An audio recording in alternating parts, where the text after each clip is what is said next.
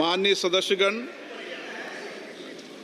मुझे अपनी ओर से तथा सदन के माननीय सदस्यों की ओर से अंतर संसदीय संघ आईपीयू की प्रेसिडेंट और तंजानिया संयुक्त गणराज्य की नेशनल असेंबली के अध्यक्ष माननीय डॉक्टर तुलिया एक्सन का स्वागत करते हुए अत्यंत प्रसन्नता हो रही है। वे हमारी सम्मानित अतिथि के रूप में भारत की आधिकारिक यात्रा पर आई है। यह हमारे लिए खुशी की बात है कि डॉक्टर एक्सन बजट सत्र को देखने के लिए यहाँ उपस्थित है। माननीय डॉक्टर तुलिया एक्सन शुक्रवार दिनांक 19 जुलाई 2024 को भारत पहुंची। उन्होंने 21 जुलाई 2024 को आगरा का भ्रमण किया और इस समय वह विशेष बॉक्स में आसीन है। हम भारत में उनके सुखद और सफल प्रवास की कामना करते हैं। हम अंतर संसदीय संघ के प्रेसिडेंट के रूप में उनकी भूमिका के लिए सफलता की भी कामना करते हैं। उनके माध्यम से हम तंजानिया गणराज्य की संसद के सदस्यों, तंजानिया की सरकार तथा वहाँ की मित्र जनता को बधाई और शुभकामनाएं देते हैं। माननीय सदस्यगण, जैसा कि आपको समाचार भाग 2 के माध्यम से पहले ही सूचित किया जा चुका है कि माननीय वित्त मंत्री जी के बजट भाषण की प्रतियां हार्ड कॉपी के रूप में उपलब्ध कराई जाएगी।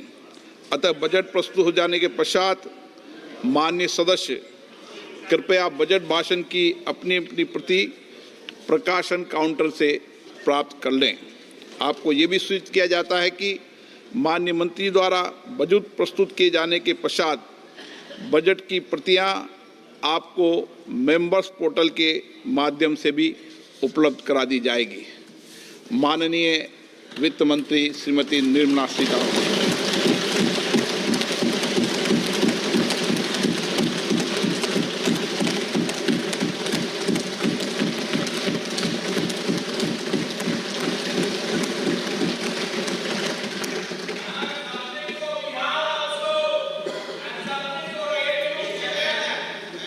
Honorable Speaker, I present the budget for 24-25. Introduction. The people of India have reposed their faith in the government led by Honorable Prime Minister Shri Narendra Modi and re-elected it for a historic third term under his leadership.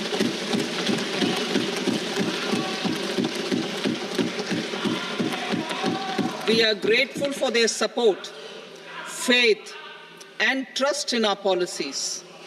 We are determined to ensure that all Indians, regardless of religion, caste, gender, and age, make substantial progress in realizing their life goals and aspirations.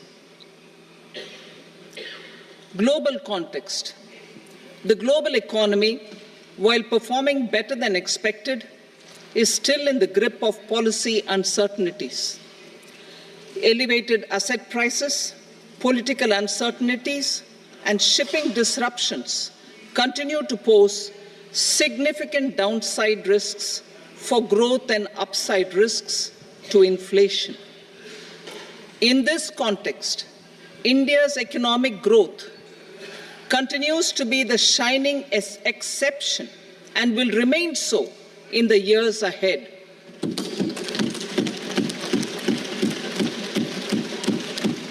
India's inflation continues to be low, stable, and moving towards the 4% target. Core inflation, that is non-food and non-fuel, currently is 3.1%. Steps are being taken to ensure supplies of perishable goods reach markets adequately. Interim budget. As mentioned in the interim budget, we need to focus on 4 major castes, namely the Garib, Mahilaye, Yuva, and Annadata, the poor, women, youth, and the farmer. For Annadata, we announced higher minimum support prices a month ago for all major crops, delivering on the promise of at least a 50% margin over costs. Pradhan Mantri Garib Kalyan Anna Yojana was extended for 5 years, benefiting more than 80 crore people. Administrative actions for approval and implementation of various schemes announced in the interim budget are well underway. The required allocations have been made. Budget theme. Turning attention to the full year and beyond in this budget, we particularly focus on employment, skilling, MSMEs, and the middle class. I am happy to announce the Prime Minister's package of 5 schemes and initiatives to facilitate employment, skilling, and other opportunities for 4.1 crore youth over a 5-year period, with a central outlay of 2 lakh crore rupees. I will speak about them shortly, while more details may be seen in the annexure. This year, I've made a provision of 1.48 lakh rupees, 1.48 lakh crore rupees for education, employment, and skilling. Budget priorities. The people have given a unique opportunity to our government to take the country on the path of strong development and an all-round prosperity. In the interim budget, we promise to present a detailed roadmap for our pursuit of Vikasit Bharat. In line with the strategy set out in the interim budget, this budget envisages sustained efforts on the following 9 priorities for generating ample opportunities for all. Number 1, productivity and resilience in agriculture. Number 2, employment and skilling. Number 3, inclusive human resource development and social justice. 4, manufacturing and services. 5, urban development. 6, energy security. 7, infrastructure. 8, innovation, research and development. And 9, next generation reforms. Subsequent budgets will build on these and add more priorities and actions. A more detailed formulation will be carried out as part of the economic policy framework, about which I will speak later in this speech. This budget details some of the specific actions to be initiated in the current year towards fulfillment of these priorities, with potential for transformative changes. The budget also covers some of the previously made announcements with intent to strengthen them and step up their implementation for expediting our journey towards the goal of Vikasit Bharat. Priority 1, productivity and resilience in agriculture. Transforming agricultural research. Our government will undertake a comprehensive review of the agricultural research setup to bring the focus on raising productivity and developing climate-resilient varieties.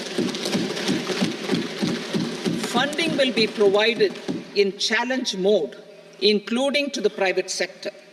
Domain experts, both from the government and outside, will oversee the conduct of such research. Release of new varieties. New 109 high-yielding and climate-resilient varieties of 32 field and horticultural crops will be released for cultivation by farmers. Natural farming. In the next 2 years, 1 crore farmers across the country will be initiated into natural farming, supported by certification and branding. Implementation will be through scientific institutions and willing gram panchayats.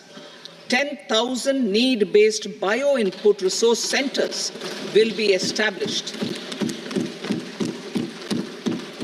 Missions for pulses and oilseeds.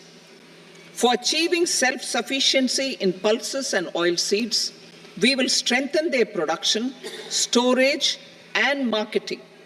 As announced in the interim budget, a strategy is being put in place to achieve Atmanirbharta for oilseeds such as mustard, groundnut, sesame, soybean, and sunflower. Vegetable production and supply chains. Large-scale clusters for vegetable production will be developed closer to major consumption centers.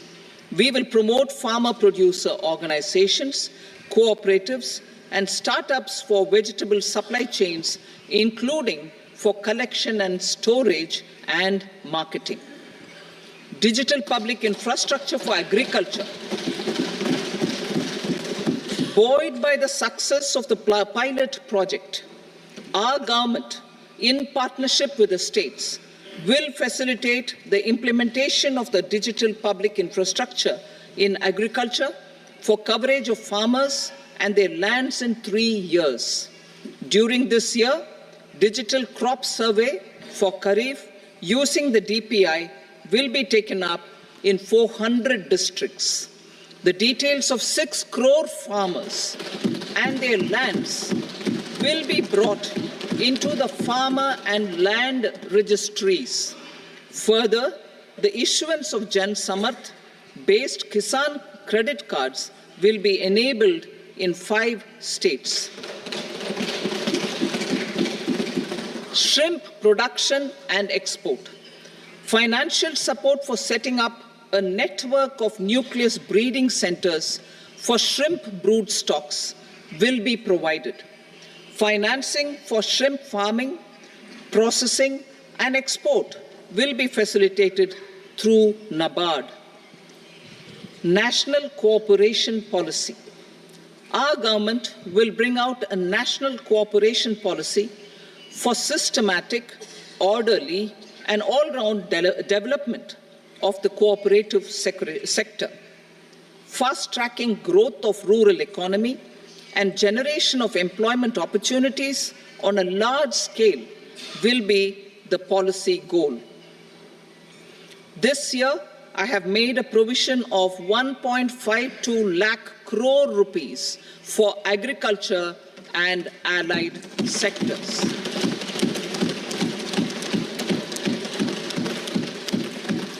Priority 2, employment and skilling.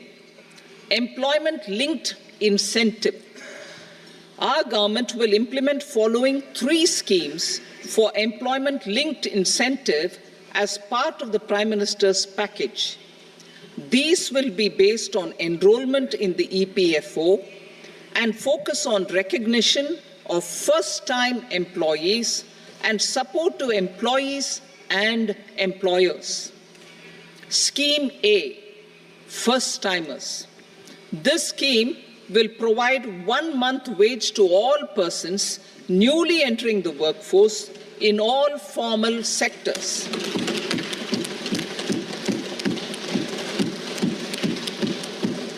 Direct benefit transfer of 1 month's salary in 3 installments to first-time employees as registered in the EPFO will be up to 15,000 rupees. The eligibility limit will be a salary of 1 lakh per month. The scheme is expected to benefit 210 lakh youths.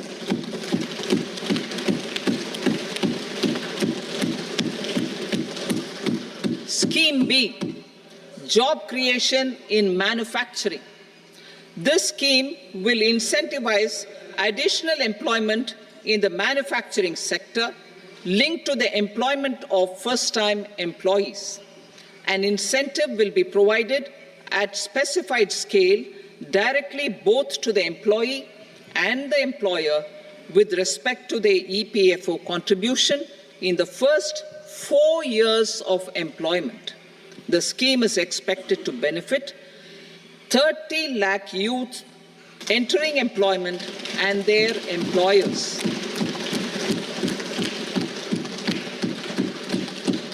Scheme C, support to employers. This employer-focused scheme will cover additional employment in all sectors. All additional employment within a salary of 1 lakh rupee per month will be counted. The government will reimburse to employers up to 3,000 rupees per month for 2 years towards the EPFO contribution for each additional employee. The scheme is expected to incentivize additional employment of 50 lakh persons.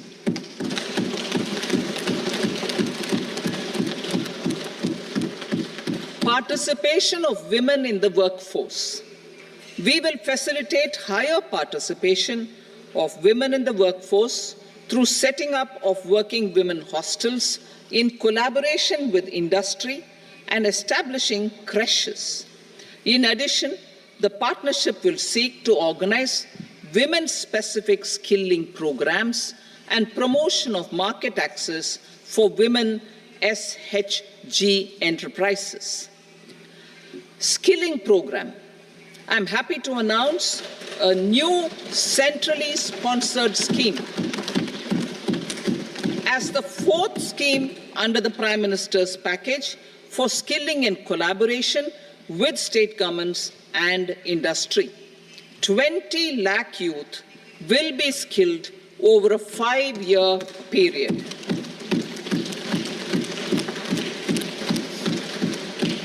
"1,000 industrial training institutes will be upgraded in hub and spoke arrangements with outcome orientation. Course content and design will be aligned to the skill needs of industry, and new courses will be introduced for emerging needs." Skilling loans. The model skill loan scheme will be revised to facilitate loans up to 7.5 lakh rupees with a guarantee from a government-promoted fund. This measure is expected to help 25,000 students every year.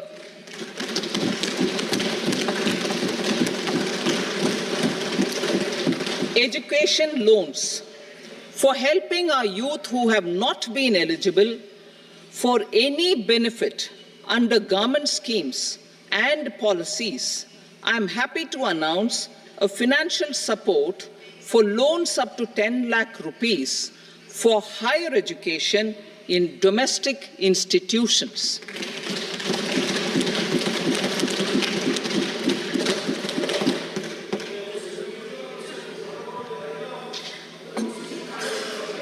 E-vouchers for this purpose. E-vouchers for this purpose will be given directly to 1 lakh students every year for annual interest subvention of 3% of the loan amount. Priority 3, inclusive human resource development and social justice. Saturation approach. Our government is committed to all-round, all-pervasive and all-inclusive development of people, particularly farmers, youth, women, and the poor. For achieving social justice comprehensively, the saturation approach of covering all eligible people through various programs, including those for education and health, will be adopted to empower them by improving their capabilities. Implementation of schemes meant for supporting economic activities by craftsmen, artisans, self-help groups, scheduled caste, scheduled tribe, and women entrepreneurs and street vendors such as the PM Vishwakarma, PM Swanidhi, National Livelihood Missions, and Stand Up India will be stepped up. Purvodaya. The states in the eastern part of the country are rich in endowments and have strong cultural traditions. We will formulate a plan, Purvodaya, for the all-round development of the eastern region of the country, covering Bihar, Jharkhand, West Bengal, Odisha, and Andhra Pradesh. This will cover human resource development, infrastructure, and generation of economic opportunities to make the region an engine to attain Vikasit Bharat. On the Amritsar-Kolkata Industrial Corridor, we will support development of an industrial node at Gaya. This corridor will catalyze industrial development of the eastern region. The industrial node at Gaya will also be a good model for developing our ancient centers of cultural importance into future centers of modern economy. This model shall showcase Vikas B, Virasat B in a growth trajectory. We will also support development of road connectivity projects, namely 1. Patna-Purnia Expressway, 2. Buxar-Bhagalpur Expressway, 3. Bodh Gaya, Rajgir, Vaishali and Darbhanga spurs, and 4. Additional 2-lane bridge over River Ganga at Buxar at a total cost of 26,000 crore rupees.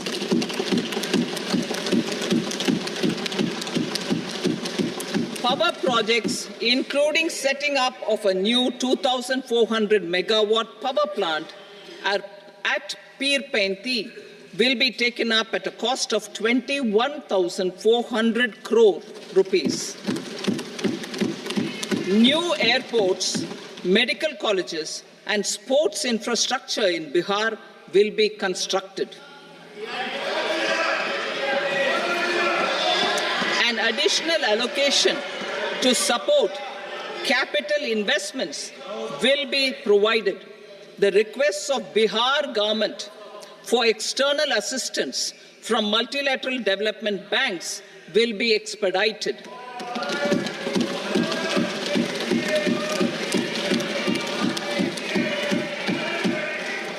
Andhra Pradesh Reorganization Act. Our government has made concerted efforts to fulfill the commitments in Andhra Pradesh Reorganization Act.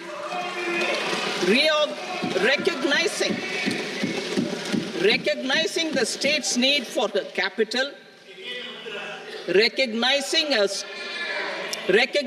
the state's need for a capital, we will facilitate special financial support through multilateral development agencies.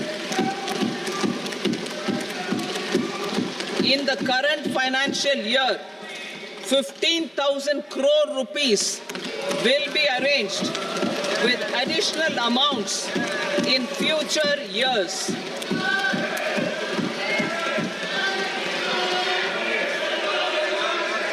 Our government is fully committed to financing and early completion of the Polavaram irrigation project, which is the lifeline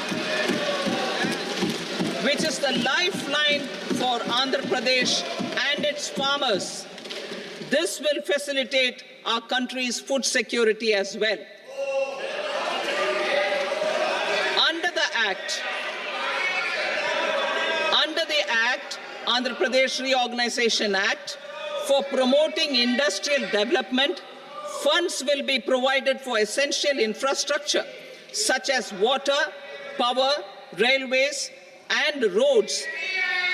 In Kopparthi node on the Visakhapatnam-Chennai Industrial Corridor and Varavakal node on the Hyderabad-Bangalore Industrial Corridor. An additional allocation will be provided this year towards capital investment for economic growth. Grants for backward regions of Rayalaseema, Prakash.